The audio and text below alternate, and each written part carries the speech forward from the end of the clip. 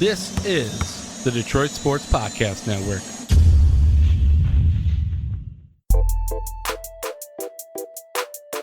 So we're going to spend a lot of time on something not super local today, because it's a conversation that, interestingly, Stroz, you and I are both really into. And I think it's pretty obvious I'm into it. And I don't mean this as an insult. I don't think naturally mental health is something that the personality that you present would stand out, right? You do care about it. So we're going to get into the Naomi Osaka stuff. She had said she wasn't going to do any press conferences until after the French Open, was fined, threatened suspension, and ultimately decided she wasn't going to do it. And I think it's a really complicated issue. We're going to hit it up from a bunch of different angles, but it's something that, Stroz, I don't think it's a tennis topic in the slightest. I think it's a very human topic. In fact, I think this could go in our middle today. In the middle, Stroz found something that makes him feel like a man, because apparently having a penis doesn't do that enough. He's got to do something else that makes him feel like a man. And we're going to spend a little time at the end of the show. I was talking to interns from Houston this week, and I realized I couldn't tell them who the best athlete in Detroit was. I have no idea. I'm not talking star power. That's probably Miguel Cabrera. When you talk about genuinely the best player, boy, is that hard to pick. That's kind of going to be the show today. But right off the bat, I've seen a lot of different takes on the Osaka stuff. And I think that some people struggle to have this conversation in genuine good faith on both sides. I want to start by saying, pretending press conferences bring no value to the sport is silly. I'm not here. I'm pro mental health. I'm going to defend anybody who says they need to step away from something for their mental health always. But it's not as simple as, why are we even doing these? The perfect example I'd give you, Stroz, I don't know if you watched, but last night, Damian Lillard, I think 55 points total, went crazy in a double overtime loss. And I know it wasn't his poor performance, but coming off of a heartbreaking loss, you want to hear what Damian Lillard has to say. So to pretend that athletes not talking doesn't matter, I think that's silly. Yeah, I'll go a little bit further. I think sports and I think media both need each other. Okay. Yes, I would tell you. If you want your sport to grow, you need the media attention. You need it. When was the last time? We'll take this example. What's going on right now with Naomi Osaka? When was the last time we ever talked tennis on this program? Never. But I don't think we're really talking tennis. We're talking we're mentioning Naomi Osaka, but we're not talking tennis. But the tangent to all of this is it is a sports topic, and it is tennis. We don't ever talk tennis on this show. I don't think ever. national sports talk ever really talk tennis. Well, it could be a French Open, and you could have Djokovic just killing it, or you could have Federer doing great things. But in 5 years working in radio, I've ever thought we need to talk about something in tennis, a story in tennis. Well, and it's just because I think it's a very personal topic. Now, I think it's silly to suggest media doesn't matter, but I also, and tennis is a different example because tennis is nothing big. If the NFL said we're not doing player press conferences, period, the media will not talk to players, the NFL would still be king. It would hurt the NFL. It would hurt storylines. But I refuse to believe the NFL would take, I don't know. It would probably take a significant hit. I still think it'd be the most watched sport in America. But here's where things get interesting, because I'm going to go way out of sports. I think mental health and the way we think about it in America is one of the single biggest issues in this country.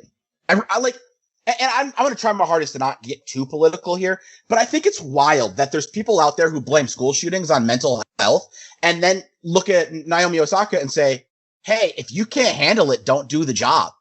That's wild to me. How can we blame something so crazy, on mental health and then not focus on it? In America, there's this belief that work comes first.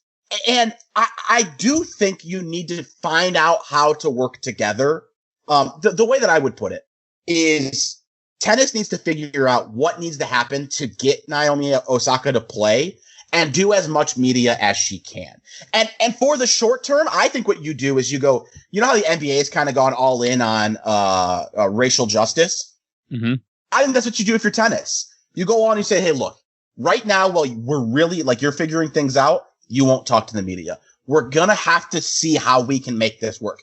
Do we need to do non-live? You know, this can't be broadcasted live, but we can record it. Do we need to do more one-on-one sit-downs? How do we get you talking to the media in ways that you can handle?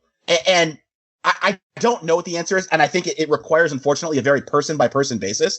But this belief that, like, work comes first, it's just problematic. I don't have any other way to look at it. This is what I find to be absolutely mind-blowing, is you can go back all the way to, I think it's 2018. She's basically struggled with this, and she's been out in front about it. She's talked about it. You know, she's had press conferences where she's like, I just lost in I don't know where I'm going, what I'm doing. I'm really, really sad. And you could just hear, like, you could hear the pain in her voice. And it wasn't like, hey, I lost a match and I'm sad. No. This is her struggling with something. And she's talked about how she's depressed and how she just doesn't know if she wants to go on. And then you're going to have a federation that you play for, and you're going to have a venue like Roland Garros come out and basically say, hey, you have to talk to the media. Like, them forcing her to talk to the media when she's been out in front about this, and she basically talks about the anxiety she has with speaking to the media and the fact that she deals with all of this depression. That, to me, how you said it's wild and how it just doesn't make sense to you, that to me doesn't make any sense. At this point in time, as just a culture, as just human beings, you have to be smarter. Two, you just have to be more aware. Like, mental health isn't something you screw around with. Like, you're a guy who has a standing invitation with your therapist. I'm the same way. I've got one with mine. You know, like, look here. You want to get dark? Let's get dark. When I was a kid, all right. So, like, as a kid, I had a lot of mental issues. My parents' divorce really fucked me up. Like, really, really messed me up. Like, I tried killing myself. My mom walked in on it. All right. So I, at a young age, went to a therapist, and it helped for a while. But all that being said, I was a really angry child. I was a really angry person. And it wasn't until I ended up getting with my ex-wife where it got really, really bad. And I had to go see a therapist again just to kind of work through things. And then I got divorced, and that really screwed me up pretty good. So I go to a therapist to work on a lot of personal issues that I have. Okay. And it's helped me, one, grow as a person, two, deal with some of my own shit, and three, probably at some point has saved my life. And this is something that I don't think we've ever talked about this, but no, we haven't. A couple of years ago, my buddy Dave ended up killing himself.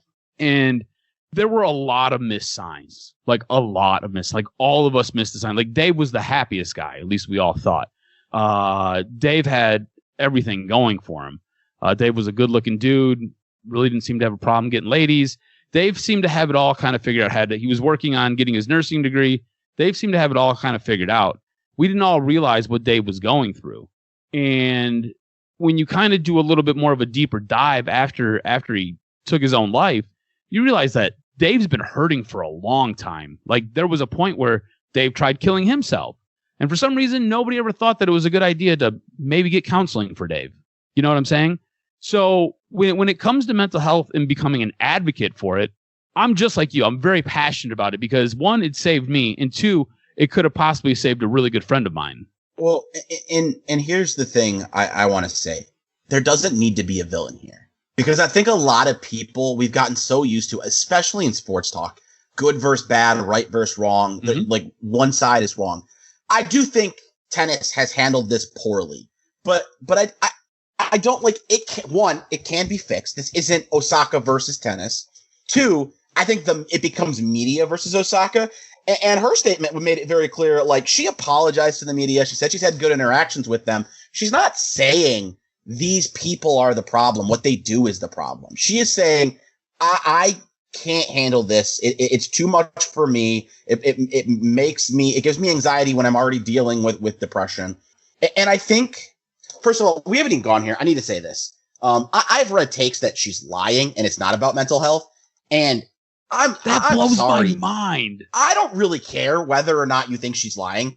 I don't see, I think it's pretty, it lacks any human sympathy to share that publicly. Yeah. It's one thing to say it to like a friend of yours, and even then, you don't know what your friend's going through, because that would piss me off. But to publish that to me is just incredibly insensitive. But that's where I think it comes down to, like, how do we work together? You need to be on her team. And like, I get that it causes trouble if you let her skip these things. Because, lots of players are just going to want to not do them for player empowerment purposes. But I guess what I'm saying, and I think this goes beyond sports, this is just in general for me, I would like to see us figure out priorities in a way where work isn't. Like, work's obviously going to be important. It's how you pay your bills. It's how, it's how we afford the lifestyles we have in America. But there needs to be a place where we can say, yeah, this is part of your job, but also we need you to be alive.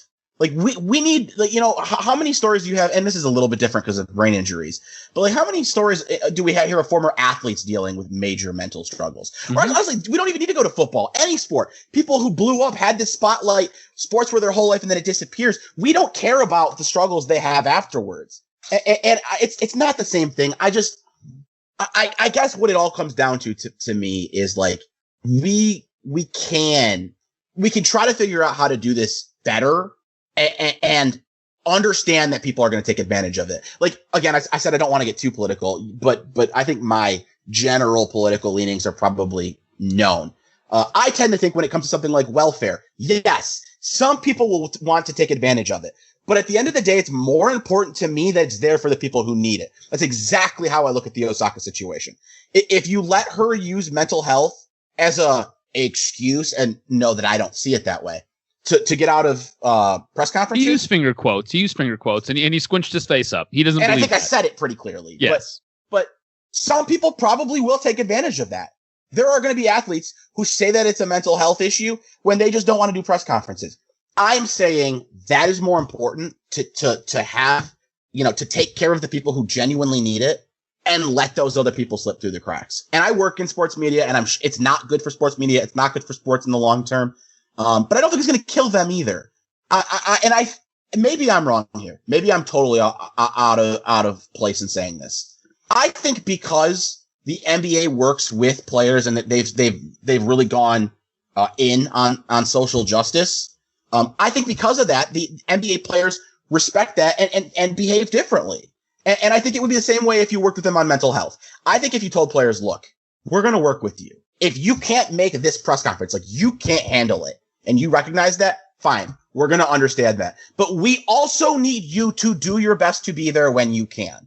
And I don't even think that's just sports. I think that's life.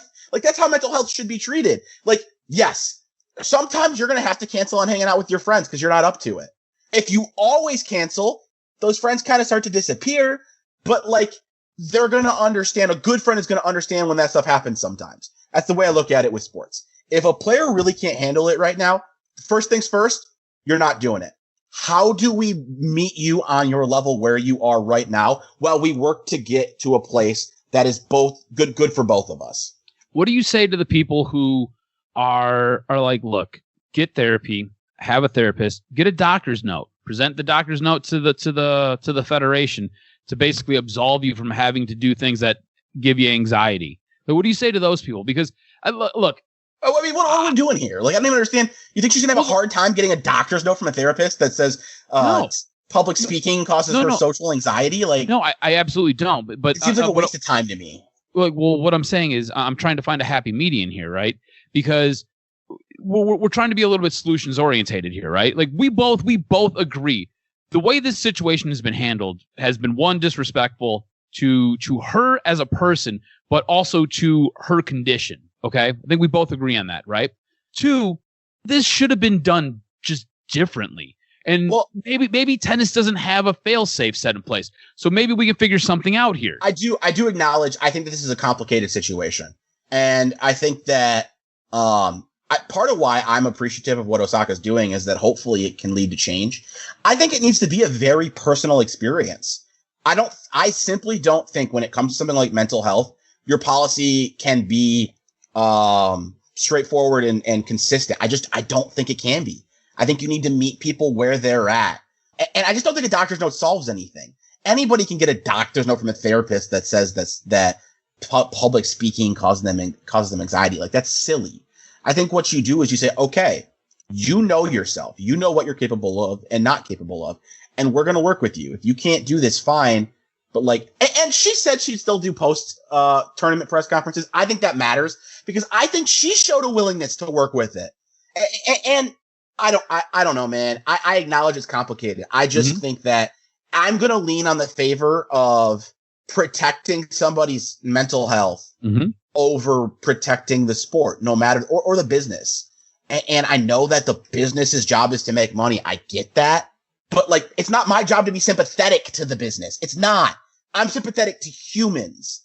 And when I hear that a workplace is not respecting the mental health struggles of its employees, who do I look down on? That business. I think it makes you look bad. I saw somebody tweet, if a workplace doesn't respect your mental health needs, then it's a bad place to work. And I would say, unfortunately, in America, it's a lot of places, but I don't disagree with it. The attitude that I've seen that gives me the most struggle is if you can't do it, don't play tennis. That lacks so much sympathy. It just does. It's so barbaric and short-sighted. Like, I'm not sure where you've seen that published. I haven't seen that published, but the fact that I don't want to share it on a recording, but I'll tell you. The fact that was published is mind-blowing to me. The fact that the editor allowed that to go through, or maybe if that even was the editor's take, is just deplorable. Obviously, this person is either A, not sensitive at all, or B, hasn't ever had anybody in his life have to deal with a situation like this, which hard to believe because mental illness affects, I don't know, the majority of people. Well, it's funny, Stroz, because this next topic we're going to move into, in the funniest way, it is super barbaric. Well, but it's a little related, right? And again, we're going to get to the lack of even good athletes in Detroit sports right now. You can't even name the best player when you think about it off the top of your head, but things that make you feel like a man. I love how you did that with your face. It's so funny to me because you were texting me when we were planning the show and telling me something that made you feel like a man. And like the topic you wanted to do is what makes you feel like a man. Mm-hmm. I genuinely don't have a single answer. There's nothing I've ever done that makes me go, this is manly. Like, and I think maybe part of that is that I'm a little feminine. But I also think part of it is I just don't think of things that way. Like, I love fruity drinks, and I've never thought of that as manly or feminine. I like sports. And like, yeah, I know more men that like sports than women, but I don't think that makes you manly. Mm-hmm. So I don't really know how much I can contribute here, but I do want to hear about your experience. So this topic, basically the impetus for it was basically I have like a honey to-do list at my girlfriend's house. Which is hilarious. Alyssa has 1,001 projects that she constantly wants done. And my mom came over to her place and basically gave her this idea of turning a closet into a pantry. My mom had the great idea of, hey, blow this wall out and then just re-drywall this other side where there's doors. And she was like, yeah, we don't need to do all that. And I was like, thank God. But she was like, what I do want to do is, and so she wanted me to shiplap the entire inside of this closet and then put shelves in it. And honestly, I got done with the shiplap the other night. It looked fantastic. Like, I was blown away at the job that I did. But in order to do this project, I had to go buy a nail gun. And then when I tell you this nail gun is now my new favorite toy, I was so pumped up. And I felt like such a man using this nail gun. And I felt like such a grown-ass man after finishing this project. And I realized what it was. I realized what it was last night as I was finishing up putting some trim up. Now, mind you, I struggled to put the shoe molding up on the very, very top to hide some of my cuts because when you get to the top, it was a little bit off. So to kind of add a finished look, I had to trim some shoe molding. Now, when I tell you I struggled for probably about 2 hours trying to figure out how to put this miter cut in the shoe molding It doesn't do it justice. English right now? I am. If anybody's out there who does any carpentry or any, manual labor, you understand. But I had to basically put a 45-degree angle together to put this molding in, and I couldn't invert it in my brain. The way I basically did it, it would have worked out perfect on the floor, or it would have worked out perfect if it was a picture frame going up and down. Instead, I needed it to lay on the ceiling, and I couldn't get it for the life of me to flip in my head. And do you know what I would rather do right now than listen to you use all this terminology about building something that I don't even know because I was so bored I fell asleep? I want to send you pictures of this. Watch Gossip Girl. I would rather be watching Gossip Girl right now. You love Gossip Girl, though. I'm just trying to highlight here how like this makes you feel manly, and I'm having a hard time listening to you describe it. When I got done with this cut and I got everything nailed in, and I used my nail gun, when I tell you that I wasn't walking around the kitchen and flexing and puffing my chest out like straight up like a Neanderthal. I felt like such a grown ass man for just getting this cut down and getting this thing put up. But it is one of those things where when I do some sort of manual labor, right? Like changing my oil on my car makes me feel good about myself. It's like a sense of pride is really what it is. Okay. And it's just changing oil. That's all it is. It's just changing oil. You said like 3 or 4 different times, grown ass man. Yeah. And that grown ass part's important because there are things I have done that make me feel like an adult. Mm-hmm. There are things where I'm not like a grown ass man. I just fucking did that. Like, and it's so funny because the first example that comes to my mind ever, first of all, it's almost 5 years ago. And second, like it's actually really simple. But when I very first moved into my own apartment, and I think I've shared this story on here before, for whatever reason, my apartment complex didn't have blinds. You had to put your own blinds up. And I had to put the, like, I don't even know what they're called, the, like, full-length blinds across. What was that? Vertical blinds? Yeah, vertical blinds. There you go. They ran up and down. Yeah, there you go. Yeah. But they're like human I told you, bro. Man. I do a ton of stuff around the house. But the first time I did that, it took me, like, an hour easy. It might have been closer to 2. And putting those up made me feel like, man, I just did that. Like, I did home improvement. That's like the biggest example I have. And this is going to be a really silly one. The other thing that makes me feel like a grown-ass adult is when I go to the grocery store and buy something that I have no damn reason to buy, but I want to. Like, I remember one time, the first time I bought a cookie cake on, like, a Saturday in, like, July. I was like, you know what? That looks good. I'm going to buy it. That made me feel, and I'm telling you, buying a cookie cake made me feel like an adult, but it did because who's going to tell me no? I do the grocery shopping around here. I love how we are so different. It's fantastic. Honestly, I can't relate at all to like, I feel like a man. I think like for me, cause you had a sense of pride. Yeah. And I can have a sense of pride in feeling like an adult. Mm-hmm. I don't feel a sense of pride in feeling like a man. I am a man. That's not like there is no doing things like a man. I just am one. Mm-hmm. So there's no sense of pride about being one. Because let me ask you this. Like, do you feel a sense of pride about breathing? No. Because that's what it's like to me. They're the same thing. I try equally as hard on the two things. Actually, I try a lot harder on breathing because sometimes I run and then breathing becomes a chore. It becomes really difficult. Like, okay, here. Have you ever really used any power tools? Like, have you ever used like a chop saw, drill? In fact, Stroz, back in high school, this is so funny. This is going to be two very polar sides to this. Back in high school theater, we built the sets. Okay. So that was like, for me, that was really the introduction to power tools. But like, especially my senior year, I was probably one of the most active people on building sets. Mm-hmm. And I want you to understand something. Our sets weren't like, you think high school theater, you don't think it's a big deal. It was a pretty big deal where I was. I mean, we built sets probably 20 feet tall. Unfortunately, it's not a visual medium, so I can't show you, but like, we built sets tall enough that if you were to jump off the top, you would probably injure yourself. Let me ask you this. When you got done building those sets, did you not have like a sense of pride? Like, yes, no, I had a sense of pride. Almost like beating your chest, like I did that. I had a sense of pride from the standpoint that it was like, here's this art I made. Like, here's this, different. Yeah, it's different. Like, we're gonna use this in however many rehearsals and eventually in a live show. Like, literally thousands of people are gonna see this. Mm-hmm. And I made this. there's no like, no, I really think what it is, and I don't mean this as an insult to you at all. To me, I view being a man like breathing. They're neither of them are things that you do. They're just things that like they happen on their own. I am a man. I do breathe. Like it just, I cannot relate to that feeling at all. Nothing in my life has ever made me feel like a man. It's funny to me because if I was in your situation where I worked on something that thousands of people were going to see, I would be so ecstatic. I'd be so proud of myself and so pumped. I was like, you have this impression that I wasn't excited or proud, and that's not true.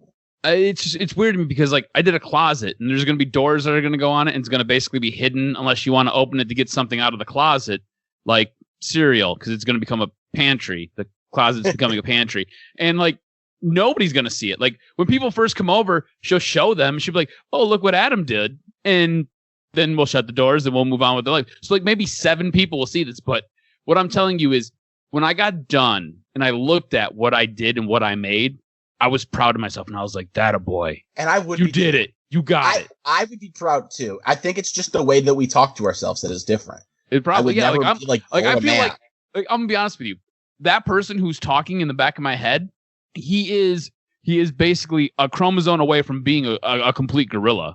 Like he is. I was gonna ask, when I say he is a Neanderthal about your manhood, do you have doubts that you're a man? And I don't mean that. I don't even mean that to be funny. Like, no. Do you not think of yourself that way naturally? No, I mean, like, I think that I am a man, but it's what happens is when I do one of these projects, or I don't know, I'll be honest with you. I think it's my dad really fucked me up with a lot of this. I was going to ask, do you feel like you have very like internalized gender roles? Yes, and I think that's the difference right there. I don't, and I think a lot of it comes from my father, from when I was a kid, and just. I don't know, like my dad is like the manliest of men, right? Yeah. Like guy was a mechanic. Basically, he came home from work, sat in his chair, drank his beer, ate his food. Don't fuck with me. I just got home. Leave me alone. It was like so all in the family. And he was like Archie Bunker.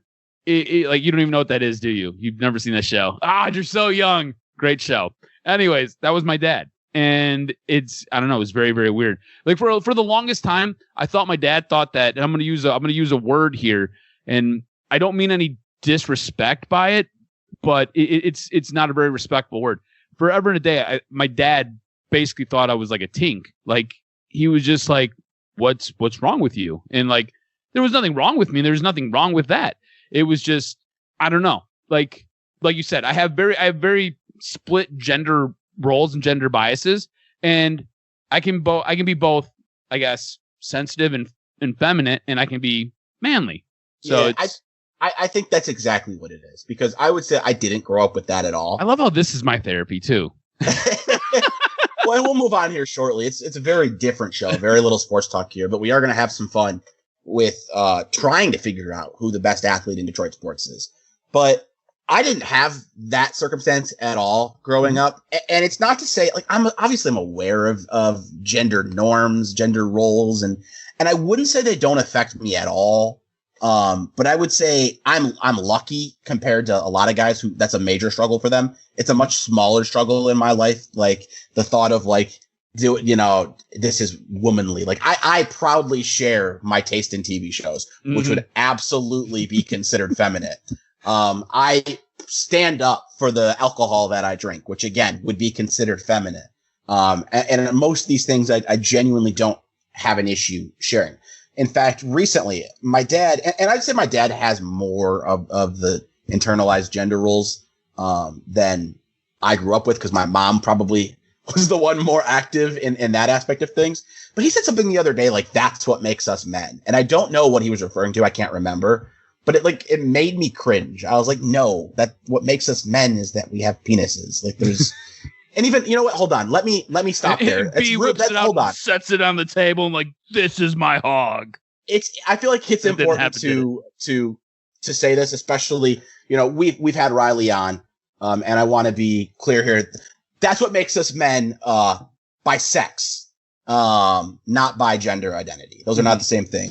And we're not going to get too deep into that, but I just wanted to say that. Yeah.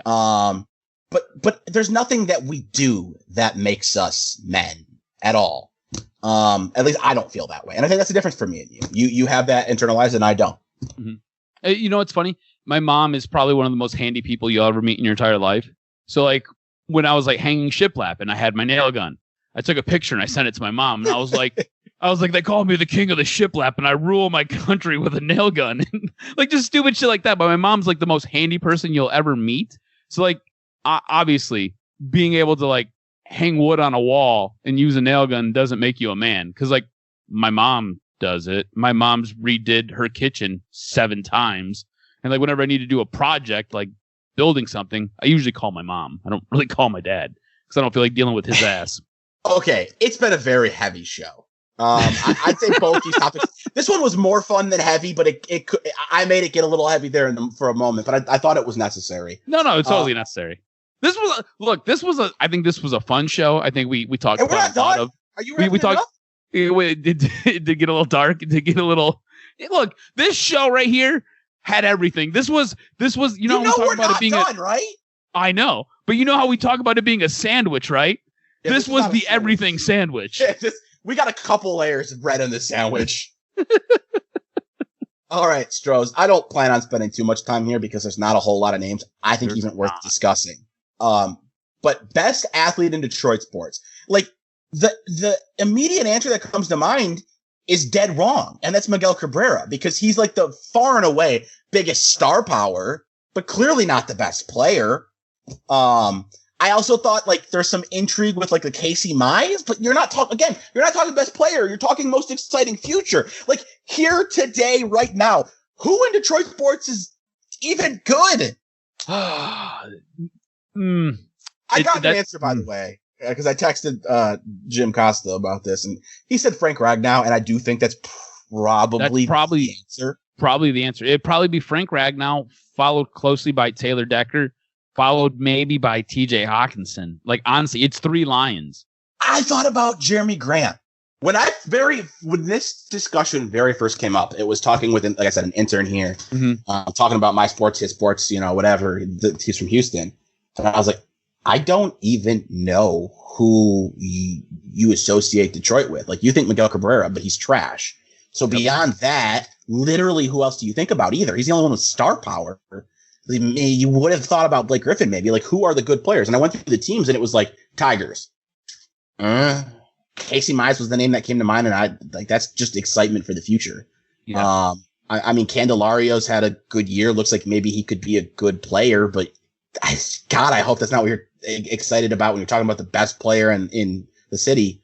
And then I thought about the Pistons, and Jeremy Grant way overexceeded expectations. People were laughing when the Pistons signed that contract. But that's the thing, though, right? Like, put that in perspective. Like, look at what you just said. He exceeded expectations. Like, is he really a superstar, or is he like the guy, or is like none of them?